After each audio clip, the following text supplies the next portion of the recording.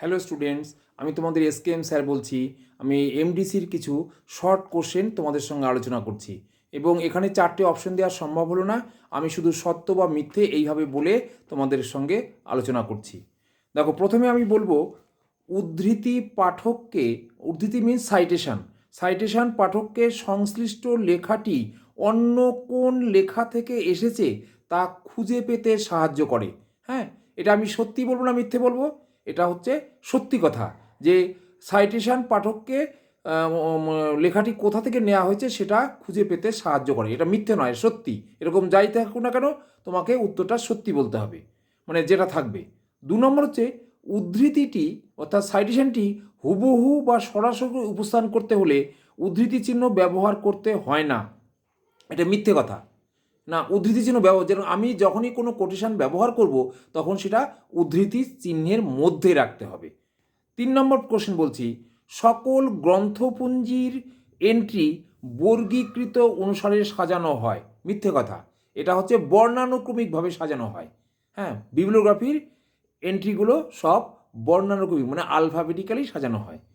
4 নম্বর হচ্ছে গ্রন্থপঞ্জি কখনোই পাদটিকায় দেওয়া হয় না। একদম সত্যি কথা। ফুটনোটে কখনো বিবলিওগ্রাফি উল্লেখ করা হয় না, সাইটেশনে উল্লেখ করা হয়। ফুটনোটে বা পাদটিকা মানে ফুটনোট, সেখানে সাইটেশন ব্যবহার করা হয়, বিবলিওগ্রাফি নয়।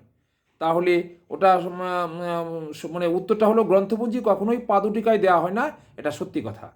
নেক্সট প্রশ্ন, রেফারেন্সে নির্বাচিত তথ্যসূত্র উৎসের উল্লেখ থাকে। এটা সত্যি। রেফারেন্সে আমি যেগুলো ব্যবহার করেছি, নির্বাচিত তথ্যসূত্র উৎসের, আমি যে কটার তথ্যসূত্র ব্যবহার করেছি সে কটারই উল্লেখ থাকে, এটা সত্যি কথা।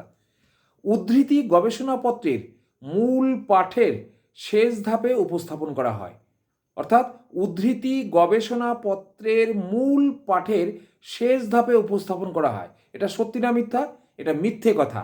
বিবলিওগ্রাফি বা রেফারেন্স উল্লেখ করা হয় মূল গবেষণাপত্রের শেষে, আর উদ্ধৃতি অর্থাৎ সাইটেশন ব্যবহার করা হয় ইন দ্য টেক্সট মানে পাঠ্যের মধ্যে।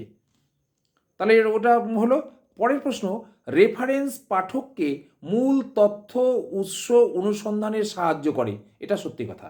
রেফারেন্স পাঠককে মূল তথ্য উৎস অনুসন্ধানে সাহায্য করে থাকে। এপিএ, এই যে আমেরিকান সাইকোলজিক্যাল অ্যাসোসিয়েশন, এপিএর ফুল ফর্ম বললাম, তাহলে এপিএ হলো রেফারেন্স লেখার একটি স্টাইল। এটা সত্যি কথা।